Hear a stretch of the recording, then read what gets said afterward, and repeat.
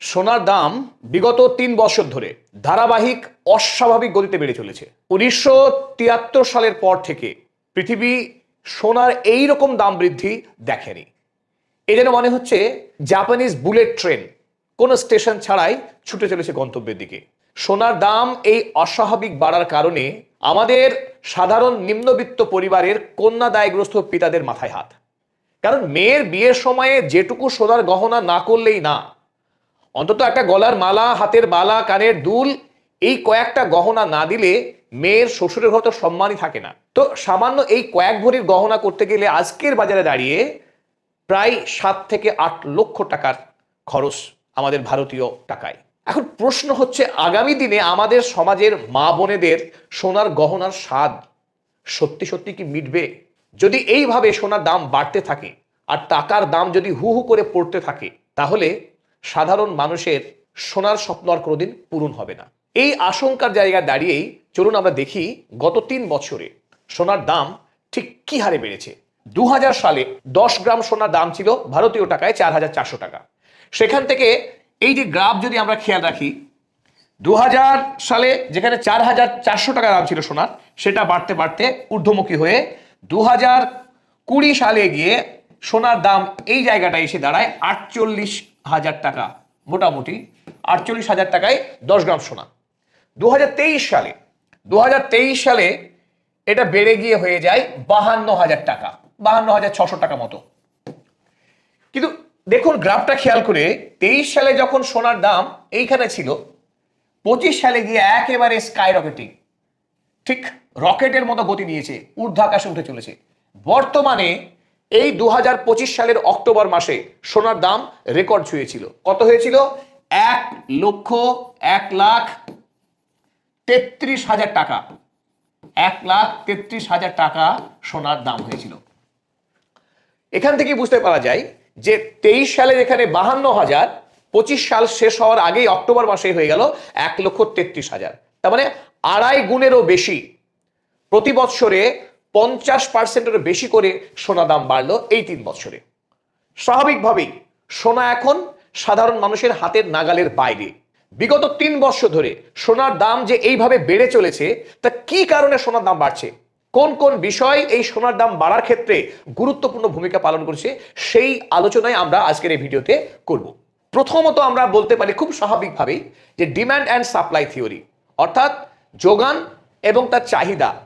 বাজারে আন্তর্জাতিক যে অস্থিরতা, যুদ্ধের পরিবেশ, ডি-ডলারাইজেশন, আমেরিকার যে মনোপলি, সেই মনোপলির হ্রাস হওয়া, নানান কারণে আমেরিকান সাম্রাজ্যের যে পতনের যে সম্ভাবনা তৈরি হয়েছে, এই নানান কারণেই একদিকে যখন ডলারের দাম টলমল করছে, ডলারের ক্ষমতা কমছে, আমেরিকার ক্ষমতা কমছে, অন্যদিকে দেখছি আমরা সোনার চাহিদা বাড়ছে।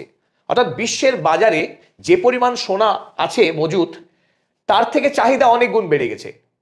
তা সোনা যেহেতু রাতারাতি প্রচুর পরিমাণে সোনা খনি থেকে তোলা যায় না বা তাকে তৈরি করা যায় না, কিন্তু বিশ্বব্যাপী হঠাৎ করেই একদিকে রাষ্ট্রগুলো, অন্যদিকে ধনী মানুষ সবাই একসঙ্গে বিপুল পরিমাণে সোনা কিনতে চাইছে। তার নানান কারণে সে আমরা আলোচনা করব। কিন্তু প্রথমেই আমরা বলতে পারি যে ডিমান্ড অ্যান্ড সাপ্লাই যে থিওরি, আমদানি এবং তার যোগান এবং তার চাহিদা, এই দুইয়ের মধ্যে কিন্তু একটা বৈষম্য তৈরি হয়েছে। স্বাভাবিকভাবেই সোনার দাম এখন ঊর্ধ্বমুখী। আসুন এবার আমরা আলোচনা করি এক এক করে যে কি কি কারণে বর্তমানে মানুষ সবাই সোনা কেনার হিড়িক লাগিয়ে দিয়েছে। শুধু মানুষ নয়, সারা পৃথিবীর বিভিন্ন রাষ্ট্রের সরকার, সে ভারত, চীন, তুরস্ক, ইরান, পোল্যান্ড, সারা পৃথিবীর একাধিক রাষ্ট্র যাদের অর্থনৈতিক শক্তি আছে, তারা বিপুল পরিমাণে সোনা মজুত করছে। কিন্তু কেন এই সোনা মজুত তারা করছে, আর সাধারণ মানুষ এই খেলাতে সোনা কেনার স্বপ্ন থেকে তাদের দূরে সরে আসতে হচ্ছে, সেটা নিয়ে আমরা কথা বলি এবার। আর এই আলোচনা প্রেক্ষিতেই চলুন আমরা এও দেখে নিই যে গতিতে 2023 থেকে 25 সাল পর্যন্ত ধারাবাহিক যে সোনার দাম ঊর্ধ্বমুখী হয়েছে, আগামীতেও সোনার দাম ঠিক এইভাবেই বেড়ে চলবে, নাকি সোনার দাম কমবে? কি হতে পারে, সোনার দাম কমবে নাকি এইভাবে বেড়ে চলবে, সেই সম্ভাবনার কথাও আমরা আলোচনা করব। কি হতে পারে তা পৃথিবীর নানান দেশের তথ্যকে এক জায়গায় করে আমরা বোঝার চেষ্টা করব যে সোনার দাম ঠিক কোন পথে এগোতে চলেছে। সোনার দাম এই অস্বাভাবিকভাবে বাড়ার পশ্চাতে যে কারণটি সবচাইতে গুরুত্বপূর্ণ, তা হলো আন্তর্জাতিক ক্ষেত্রে একটা গভীর অস্থিরতার পরিবেশ তৈরি হয়েছে, বলা যায় করোনা মহামারীর পর থেকেই। একদিকে করোনা মহামারী অতিক্রান্ত হওয়ার পরপরই 2022 সালের ফেব্রুয়ারি মাসে রাশিয়া যখন ইউক্রেনকে আক্রমণ করে, সেই 2022 সালেই শুরু হয়ে গেছে একদিকে যুদ্ধ, যে যুদ্ধে রাশিয়ার মতো একটা বিশাল বড় পৃথিবীর দেশ, গোটা ইউরোপ মহাদেশ এবং আমেরিকা যুক্তরাষ্ট্র, এই যুদ্ধে এখন অব্দি তার সে যুদ্ধ চলছে। অন্যদিকে 2023 সালে মধ্যপ্রাচ্যে শুরু হয়ে গেছে ইসরায়েলের সঙ্গে গাজায় যে যুদ্ধ। তাহলে এই দুটো পরপর যুদ্ধে পৃথিবীর একটা বৃহত্তর অংশ যুদ্ধে জড়িয়ে আছে। এই যুদ্ধের ফলে সারা পৃথিবীর অর্থনৈতিক ক্ষেত্রে একটা অস্থিরতা তৈরি হয়েছে। এই অস্থিরতা থেকে মানুষ কিন্তু একটা অর্থনৈতিক দিক থেকে নিশ্চয়তা খুঁজছে। মানুষের হাতে যে কাগজের টাকা আছে, সেই কাগজের টাকার কোনো ভরসা নেই। পৃথিবীর ইতিহাস ঘাটলে আমরা খুব সহজেই দেখতে পাবো যে প্রথম বিশ্বযুদ্ধের পর ইংল্যান্ড বিপুল পরিমাণে ঋণগ্রস্ত হয়ে যায় এবং দ্বিতীয় বিশ্বযুদ্ধের পরই ইংল্যান্ডের সাম্রাজ্য হুড়মুড় করে ভেঙে পড়ে এবং ইংল্যান্ডের যে টাকা অর্থাৎ পাউন্ড স্টার্লিং, তার দাম পড়ে যায় মারাত্মকভাবে। তা পৃথিবীতে যখনই কোনো বড় মাপের যুদ্ধ এসেছে, সেই দেশের টাকার মান পড়ে গেছে। আজকে যখন আমেরিকা, ইউরোপ, এমনকি মধ্যপ্রাচ্য যুদ্ধে তারা বিধ্বস্ত হচ্ছে, আশঙ্কা করা হচ্ছে আগামী দিনে এই সমস্ত দেশের যে মুদ্রা, সেই মুদ্রার মান পড়ে যেতে পারে ব্যাপকভাবে। তাই সাধারণ মানুষ থেকে শুরু করে বিনিয়োগকারীরা তারা কিন্তু একটা নিরাপদ সম্পদের খোঁজে আছে।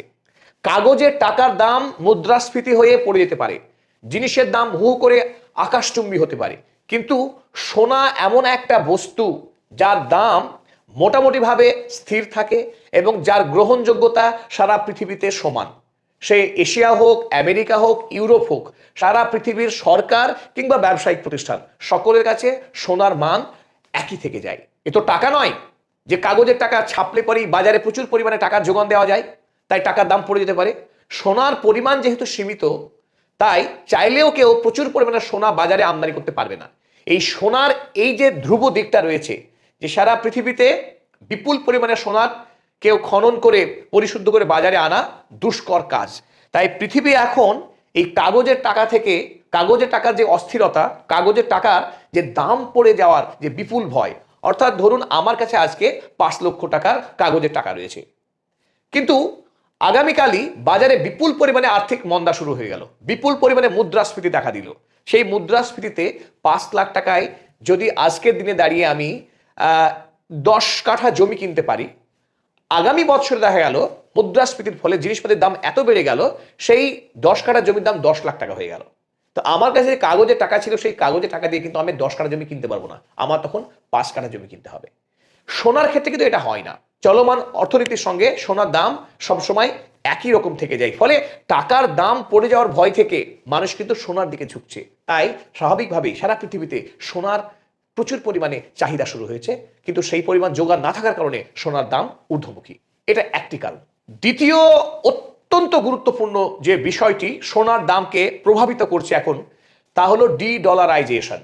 ডি-ডলারাইজেশন শব্দটা একটু কঠিন খটোমটো মনে হতে পারে, তো ডি-ডলারাইজেশন শব্দটাকে আমরা আগে বোঝার চেষ্টা করবো। ডি-ডলারাইজেশন কি? তো আমরা প্রথমত দেখবো ডলার, DOLLAR। এই ডলার হচ্ছে আমেরিকার যে মুদ্রা, ভারতবর্ষের রুপি, রাশিয়ার রুবল, বাংলাদেশের টাকা, তেমনি আমেরিকার যে টাকা তার নাম হচ্ছে ডলার। তা ডলার দিয়ে যদি ব্যবসা করা হয়, তো সেটাকে আমরা বলবো ডলারাইজেশন। ডলারের ব্যবহারটাকে আমরা ডলারাইজেশন বলছি। এইবার এর আগে যদি আমরা DE লাগিয়ে দিই, তার মানে ডলারের ব্যবহার ডি-ডলারাইজেশন যদি হয়, তাহলে আমাদের হয়ে যাবে উল্টো, অর্থাৎ ডলারের অবনমন বা ডলারের ব্যবহার কমে আসা। সেই ব্যাপারটাকে আমরা বলতে পারি ডি-ডলারাইজেশন। এই জায়গাটায় আমাদের কিছু তথ্য একটু বুঝে নেওয়া দরকার আছে। বর্তমান পৃথিবীতে এখন যে মোট 193টি দেশ রয়েছে, কান্ট্রি। এই 193টি দেশ তাদের নিজেদের মধ্যে ব্যবসা বাণিজ্য করে। প্রতিদিন প্রতি মুহূর্তে কোনো না কোনো দেশ তারা কিছু বেচছে, তো অন্য দেশ কিছু কিনছে, আমদানি রপ্তানি। তাহলে আমরা পৃথিবীতে যে অসংখ্য দেশ রয়েছে, আমরা বলতেই পারি যে এই দেশগুলো রয়েছে, তাহলে এই দেশগুলো তাদের নিজেদের মধ্যে কেনাবেচা করছে। এই যে কেনাবেচাগুলো হচ্ছে, এই সমস্ত ক্ষেত্রেই যে কেনাবেচাগুলো হচ্ছে তা ডলার দিয়ে হয়। ডলার মানে আমেরিকার US ডলার। এই US ডলার দিয়ে কিন্তু এই ব্যবসাগুলো এখন বর্তমানে হচ্ছে।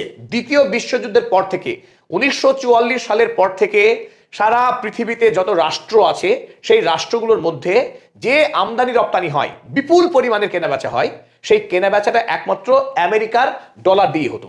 আরো গুরুত্বপূর্ণ বিষয়, যেহেতু আমেরিকার প্রযুক্তি অনেক উন্নত, 1944 সালের পর থেকে সারা পৃথিবীর যে ব্যবসা বাণিজ্য হয়, অর্থাৎ আমদানি ও রপ্তানি হয়, এক্সপোর্ট অ্যান্ড ইম্পোর্ট হয়, সেই ইম্পোর্ট এক্সপোর্টগুলো মূলত প্রায় 70% বেচা কেনা এই আমেরিকার ডলার দিয়ে হতো। কিছুটা ইউরো এবং কিছুটা অন্যান্য দেশে, সব মিলিয়ে যে বেচা কেনাগুলো হয়, সেই বেচা কেনাটা মার্কেটকে নিয়ন্ত্রণ করে একমাত্র ডলার। সব থেকে যার শক্তি বেশি তা ডলার। এইবার আমরা আরো একটি গুরুত্বপূর্ণ বিষয়কে মনে রাখবো এখানে, সেটা কি, যে 1950-এর দশক থেকে যে সৌদি আরবে প্রচুর পরিমাণে খনিজ তেল আবিষ্কার হয়, সৌদি আরব সহ মধ্যপ্রাচ্যের যে দেশগুলো আছে, আমেরিকা এই সমস্ত আরব দেশগুলোকে খনিজ তেলকে মাটির তলা থেকে আহরণ করা, সেই তেলকে পরিশোধন করার কাজে আমেরিকা প্রযুক্তি দিয়েছে। অন্যদিকে এই আরব দেশগুলোকে বাধ্য করেছে যে আরব রাষ্ট্রগুলো কেবলমাত্র, আরাবিয়ান কান্ট্রিগুলো কেবলমাত্র তারা ডলারের মাধ্যমেই তেল বিক্রি করতে পারবে। আমেরিকার ডলার ছাড়া আরবের এই দেশগুলো কোনোভাবেই তাদের খনিজ তেল কাউকে বিক্রি করতে পারবে না, এই শর্তে রাজি করিয়েছিল আমেরিকা যুক্তরাষ্ট্র। যেহেতু এই আধুনিক পৃথিবীর তেল হচ্ছে একমাত্র শক্তির উৎস, খনিজ তেল ছাড়া পৃথিবীর কোনো দেশ 1 ঘন্টাও চলতে পারবে না। অর্থ কি, যে সৌদি আরব বা এই সমস্ত আরাবিয়ান যে পেনিনসুলা, সেই দেশগুলোর কাছ থেকে সারা পৃথিবীর তেল কিনেছে, আর তারা আরব দেশকে তারা দিয়েছে ডলার। কোথা থেকে পাবে? সেই ডলার তারা আবার আমেরিকা থেকে সংগ্রহ করেছে। এর অর্থ এই দাঁড়ায় যে পৃথিবীতে যতগুলো রাষ্ট্র আছে প্রত্যেকের কাছেই বিপুল পরিমাণে তারা রিজার্ভ করেছে কি, তারা ডলার রিজার্ভ করেছে। তারা রিজার্ভে রেখেছে ডলার। পৃথিবীর প্রতিটি রাষ্ট্রকে তাদের নিজেদের কাছে প্রচুর পরিমাণে ডলারের মজুত রাখতে হয়েছে। সেই ডলার দিয়ে তারা সৌদি আরবের কাছে তেল কিনেছে, সৌদি আরব সেই ডলার দিয়ে আবার আমেরিকায় ইনভেস্টমেন্ট করেছে, বা পৃথিবীতে একটা চক্রাকারে ব্যবসা চলছে। এই ডলারের আধিপত্য থাকার কারণে আমেরিকা সাম্রাজ্য তারা বিপুল পরিমাণে মুনাফা ভোগ করেছে।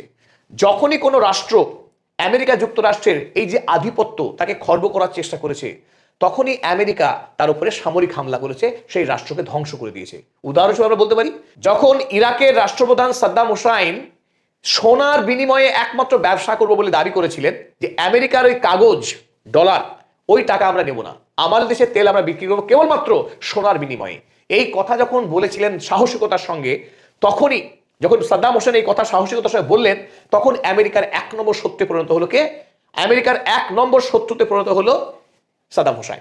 কিন্তু পৃথিবীকে তখন একটা মিথ্যা গল্প বলা হয়েছিল, কি, যে সাদ্দাম হোসেন ইরাক রাষ্ট্র তৈরি করেছে একটা বায়োকেমিক্যাল উইপেন্স, যেটা পৃথিবীর জন্য অত্যন্ত বিপজ্জনক পৃথিবীর নিরাপত্তার কারণে। সুতরাং ন্যাটো বাহিনী মিলে তাকে হামলা করে খুন করা হলো, তাকে নিষ্ঠুরভাবে বিচারের নামে প্রহসন করে। গোটা পৃথিবী যখন জানলো যে সাদ্দাম হোসেন তিনি ওই বায়োকেমিক্যাল উইপেনের জন্য খুন হলেন, আসলে পৃথিবীর জন্য তিনি বিপদ, আসল সত্য ছিল আমেরিকার যে ডলারের যে একাধিপত্য, তার যে স্বৈরাচার, পৃথিবীব্যাপী তার যে দাপাদাপি রাজাগিরি, তার বিরুদ্ধে কথা বলেছিলেন এই সাদ্দাম হোসেন। আজ সারা পৃথিবীর যারা জ্ঞানী মানুষ তারা প্রত্যেকেই জানেন যে সাদ্দামকে বলি হতে হয়েছিল আমেরিকার ডলারের কারণে। ঠিক একই পরিণতি হয়েছিল মুয়াম্মার গাদ্দাফির। কারণ মুয়াম্মার গাদ্দাফি লিবিয়ার যে শাসক, তিনি বলেছিলেন গোটা আফ্রিকার রাষ্ট্র মিলে তারা একটা টাকা চালু করবে, একটা মুদ্রা চালু করবে, সেই মুদ্রা দিয়ে তারা ব্যবসা করবে, তারা ডলার নেবে না। ফলে আমেরিকার ডলারের বিরুদ্ধে কথা বলা পৃথিবীর কোনো দেশের শক্তি হয়নি। যে আমেরিকার ডলারের বিরুদ্ধে কথা বলেছে তাকেই আমেরিকা হামলা করেছে, খুন করেছে। তা পৃথিবীতে আমেরিকা অঘোষিত রাজার পাঠ করেছে, এবং এই ক্ষেত্রে আমেরিকার ডলার একটা নির্ণায়ক ভূমিকা পালন করে এসেছে সুদীর্ঘ কাল ধরে। আমরা 2000 সালে যদি একটা খতিয়ান দেখি তাহলে বুঝতে পারবো যে পৃথিবীর যে আমদানি রপ্তানি হয়, সারা পৃথিবীর মধ্যে যে বাণিজ্য হয়, সেই বাণিজ্যে ডলারের কি প্রবল শক্তি ছিল। সারা পৃথিবীর, একদিকে তো বললাম যেমন তেল কেনার ক্ষেত্রে, যে সারা পৃথিবীকে শুধুমাত্র সৌদি আরব বা এই সমস্ত দেশগুলো থেকে তেল কেনার জন্য তাদের কাছে আমেরিকা যুক্তরাষ্ট্রকে বিভিন্ন জিনিসের বিনিময়ে তাদেরকে ডলার সংগ্রহ করতে হতো, ডলার তাদেরকে রিজার্ভ করে রাখতে হতো। এই রিজার্ভের পরিমাণ 2000 সালে গিয়ে শুধুমাত্র ডলার তাদের রিজার্ভ ছিল 71.51%। 2000 সালে সমস্ত দেশের ব্যাংকগুলোতে যে পরিমাণ বিদেশি মুদ্রা তাদেরকে জমা রাখতে হয়েছিল, তার মধ্যে সব থেকে বেশি মুদ্রা তাদেরকে জমা রাখতে হয়েছিল তা হচ্ছে ডলার। কারণ তাদের ওই কেনা বেচা। আমেরিকার ডলার তাদের ঘরে যদি মজুত না রাখতে পেরেছে, সেই দেশ বিদেশ থেকে না কোনো জিনিস কিনতে পারবে, এমনকি বিক্রি করতে গিয়েও তাদের বাধার সম্মুখীন হবে। এই ক্ষেত্রে আমরা আরো একটা উদাহরণ দিতে পারি, ইরানের উদাহরণ। ইরান যখন আমেরিকার এই ডলার ব্যবস্থা মানতে রাজি হলো না, তখনই কিন্তু ইরানের ওপরে, অর্থাৎ ইরান আমেরিকা চাপিয়ে দেওয়ার শর্ত যে ডলার ছাড়া তেল বিক্রি করা যাবে না, এই শর্ত যখন ইরান মানতে অরাজি হলো, ইরানের উপরে চাপিয়ে দেওয়া হলো প্রাইমারি এবং সেকেন্ডারি লেভেলের স্যাংশন, দুটো লেভেলের স্যাংশন। এই স্যাংশনের ভয়েই পৃথিবী কিন্তু তখন সবাই ডলারকেই মাথা পেতে মেনে নিয়েছে। এই বিপুল পরিমাণের তারা ডলার নিজের দেশের ব্যাংকে তারা কিনে এনে মজুত রেখেছিল ব্যবসা বাণিজ্য করার জন্য, দেশকে বাঁচিয়ে রাখার জন্য। এদিকে দেখুন আমরা এই 2000 সালেই সারা পৃথিবীতে যে আন্তর্জাতিক বাণিজ্য হচ্ছিল, সেই বাণিজ্যের 70% বাণিজ্য হচ্ছিল ডলারের বিনিময়ে। ডলারের বিনিময়ে 2000 সালে পৃথিবীর 70% বাণিজ্য হয়েছে, বাকি 30% বাণিজ্য হয়েছে ইউরো, ইউয়ান, রুবল ও ইত্যাদি অন্যান্য মুদ্রায়। কিন্তু এই ট্রেন্ড ধীরে ধীরে ধীরে ভাঙতে শুরু করেছে। 2000 সাল গড়িয়ে যখন আমরা যত সামনে এগিয়ে এসেছি, আমরা দেখেছি যে ডলারের ব্যবহার এবং ডলারের রিজার্ভ পৃথিবীর বিভিন্ন দেশগুলো একটু একটু করে কমিয়ে আনতে শুরু করেছে। সেই ট্রেন্ড চলেছিল সমানে 2014 সাল পর্যন্ত, এখানে সাময়িক একটু বৃদ্ধি হয়েছিল। তারপরে আবারও ধারাবাহিকভাবে পৃথিবীর বিভিন্ন দেশ, অর্থাৎ চীন, ভারত, ব্রাজিল, পৃথিবীর যত রাষ্ট্র আছে সব রাষ্ট্রগুলো একটু একটু করে তারা এই ডলারের রিজার্ভ কমাতে শুরু করেছে। এই 2024 সালে এসে রিজার্ভের পরিমাণ দাঁড়িয়েছে ওই 57% একটু বেশি, 71 থেকে 57-তে নেমে এসেছে ডলারের রিজার্ভ। কেন এই কমিয়ে আনা, সেটা বুঝতে গেলে আমাদের আবারও একটু ইতিহাসে ফিরতে হবে।